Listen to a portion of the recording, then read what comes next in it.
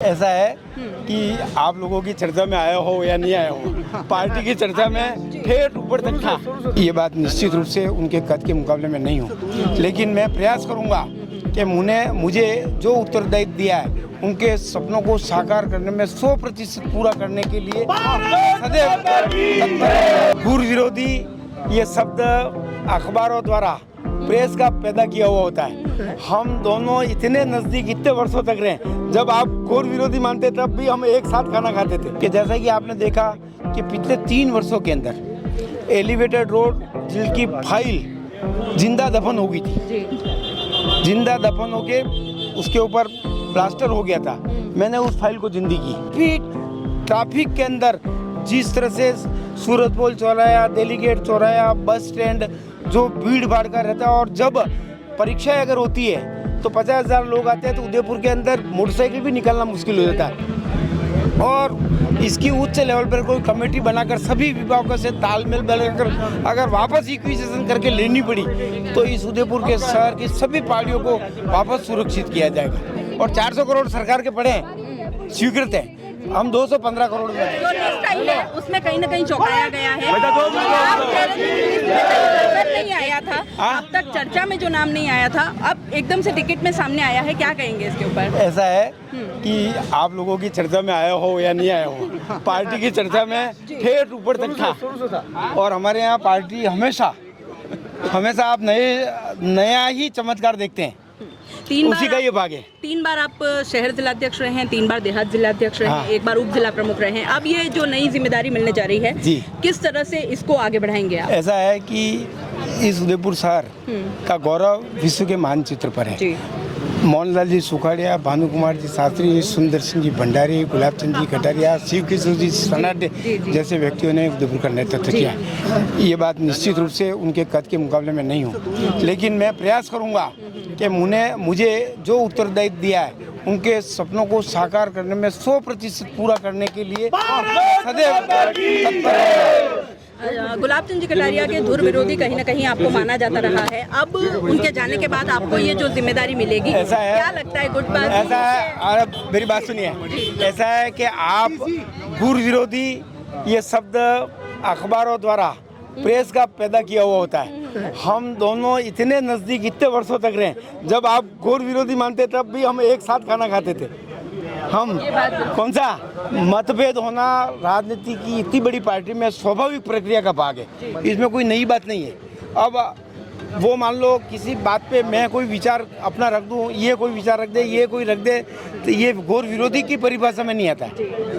वैचारिक मत भिन्नता होना मजबूत लोकतंत्र की कड़ी का भाग है। आगे अब जो किन मुद्दों पर आप आगे बढ़ेंगे? आप ऐसा है कि उदयपुर शहर के अंदर सुखाड़िया जी से लेकर गुलाब चंद जी कटारिया को ने इसको बहुत सवारा है।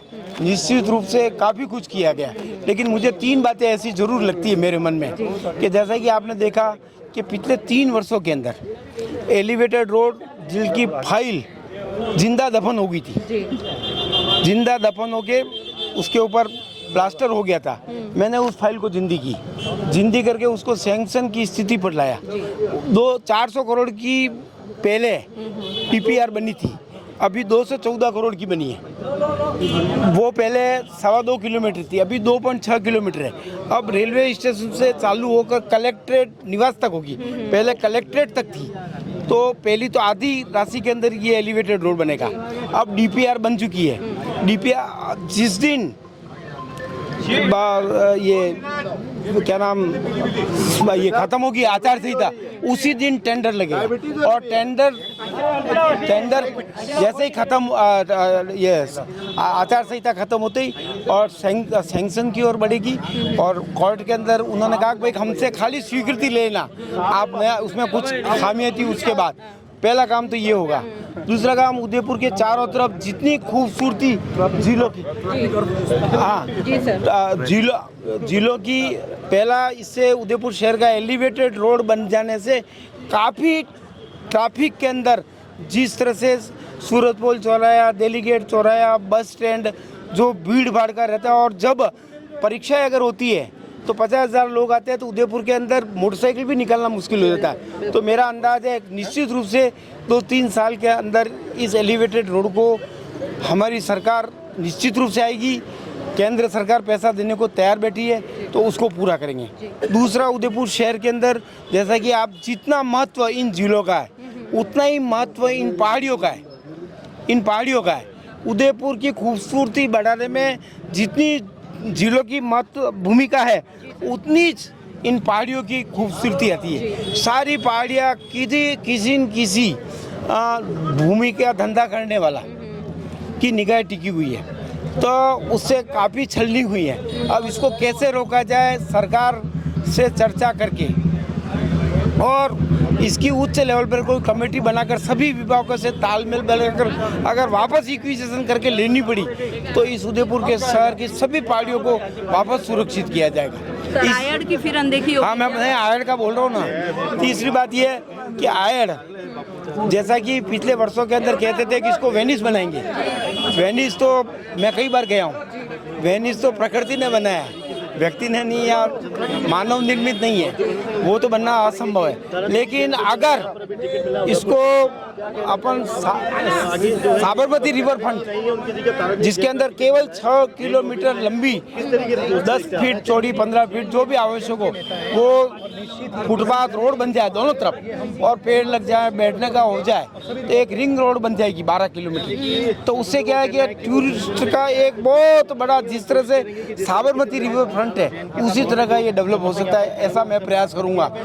और दूसरी सड़कें नालियाँ तो हमेशा से बनती आई है, वो बनाएंगे। क्या इसे आपका वादा मान लिया जाए सर, क्योंकि आयड़ का वेनिस बनते बनते सपना जो है वो शहरवासी छोड़ेंगे, साबरमती रिवर फ्रंट के सपने को लेकर वो आपके साथ चले। देखो, मैं जब निर्माण समिति का अध्यक्ष बना, पार्षद बना, तब भी मैंने कभी किसी को नहीं कहा कि एलिवेटेड रोड में बनाऊंगा, मैंने कभी नहीं कहा, ना कोई मेरे वायदे में था। लेकिन मुझे ऐसा लगा कि ये बहुत आवश्यक है। मैंने उस फाइल को दफन की हुई जिंदा करके उसको टेंडर की स्थिति पर लाकर स्वीकृति के अंदर है और 400 करोड़ सरकार के पड़े हैं, स्वीकृत है। हम 215 करोड़ में बनाएंगे। तो मैं आपको ये विश्वास दिलाता हूँ कि मैं जिस लेवल पर जो प्रयास करने पड़े राज्य सरकार से, केंद्र सरकार के, क्योंकि राजस्थान में सरकार तो आप निश्चित रूप से भाजपा की ही बनेगी, तो मेरे लिए सरकार भाजपा की बन गई तो बहुत ज़्यादा मुश्किल काम नहीं है। मैं प्रयास करूँगा ये काम 100-150 करोड़ का ही है, मेरा अंदाज है। ठीक है सर, थैंक यू।